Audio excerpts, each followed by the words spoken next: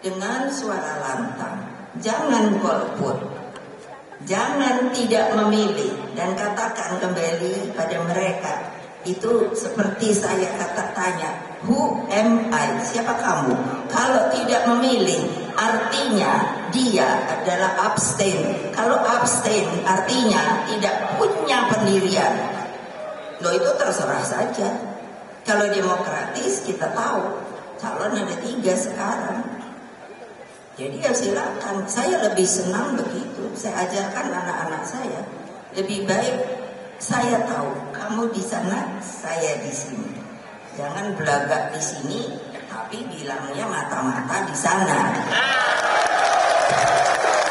Betul atau tidak?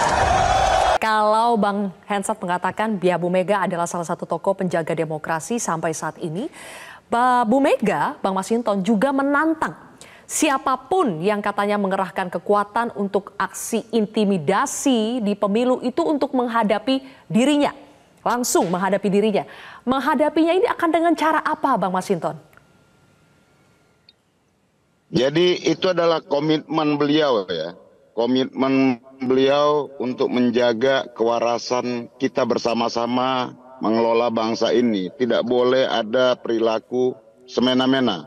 Maka ya beliau pertaruhkan bahkan dirinya gitu loh. Kalau ada yang mau curang, hadapi saya gitu.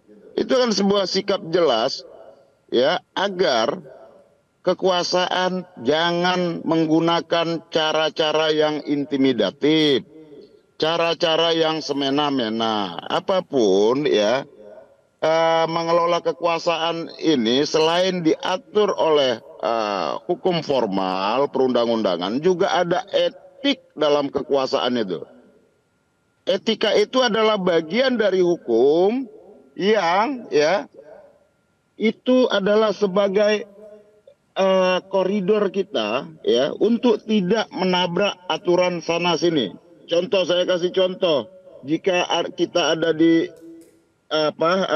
naik transportasi publik, kemudian ada tempat duduk kosong, terus di sebelah kita ada ibu hamil, siapa yang kita utamakan duluan? Kita boleh duduk di situ. Melanggar hukum? Tidak. Melanggar aturan? Tidak. Tapi secara etika kita melanggar. Maka yang seharusnya duduk di situ adalah ibu-ibu yang hamil tadi untuk kita prioritaskan. Itulah sebagai sebuah kepantasan dan kepatutan dalam norma-norma menyelenggarakan kekuasaan ini. Selain hukum formal, juga ada etika dalam bernegara ini. Nah, apa yang hilang hari ini? Etika itu. Ibu Megawati bahkan menyampaikan, loh saya ini juga presiden loh, beliau sampaikan. Sepertinya kita ini nggak ada penghormatan terhadap para presiden-presiden. Itu merasa tidak dihormati oleh siapa sih, Bang Masinton? Bu Mega mengatakan saya merasa tidak dihormati itu oleh siapa? Ini kan bahasanya kemana? Kan ada yang berkuasa, baru berkuasa saat ini, ingin kembali ke masa Orde Baru. Ya. Ya kan. Kemudian jelas, dalam konteks tidak dihormati itu tidak dihormati oleh siapa? Kan jelas ya, pernyataan Ibu Megawati itu, Mbak Silpi, ada yang baru berkuasa tapi pengen mengembalikan cara-cara Orde Baru. Baik, berarti masih penguasa ya yang tidak menghormati ya. Oke, sekarang Bang Habib, kalau kata Sekjen PDI Perjuangan Mas Hasto mengatakan pidato keras Bu Mega itu tidak lepas dari apa yang terjadi di MK, putusan MK yang dinilai bahwa akhirnya kepala daerah dan legislator yang di bawah usia 40 tahun itu bisa maju pilpres dan tidak lepas dari putusan MK soal adanya pelanggaran etik berat yang dilakukan oleh mantan ketua MK Anwar Usman. Nah, kalau konteksnya adalah itu, apa tanggapan dari Koalisi Indonesia Maju? Ya, tentu saya berasumsi mungkin Ibu Mega sudah membaca detail putusan MK, di mana dengan putusan tersebut keadilan dijungkir balikkan, ya.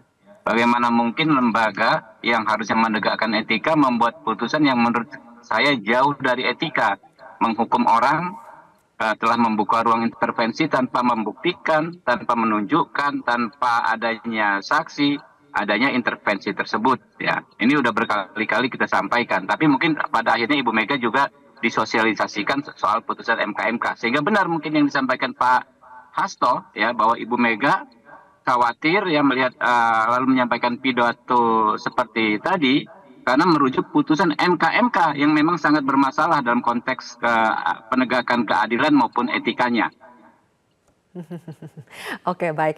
Mas Hensat, kalau Anda lihat ketika Bu Mega berkali-kali bilang who am I, siapa saya, kemudian dia menjelaskan bahwa apa saja yang sudah dia lakukan, dia meng-highlight bahwa dia adalah bagaimanapun dia adalah presiden kelima RI.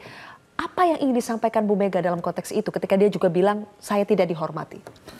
Iya, beliau ingin mengingatkan bahwa sebagai tokoh bangsa ya, salah satu yang saat ini menurut saya harus kita hormati, Ibu Mega telah menghadirkan demokrasi dan pada saat dia berkuasa dia menjaga demokrasi itu tetap ada, bahkan dia melahirkan presiden baru gitu ya yang datang dari sosok yang memang sederhana waktu itu, didorong dibantu oleh Ibu Mega dan PDI Perjuangan menjadi pemimpin dari level kota hingga menjadi presiden. Jadi inti dari perjalanan itu yang dia sampaikan dan dia ingin mengungkapkan bahwa dia adalah seorang tokoh yang bukan biasa-biasa saja, tapi sosok yang memang dalam sejarah Indonesia memiliki pengaruh dan menghadirkan putusan-putusan yang bisa membuat Indonesia lebih maju.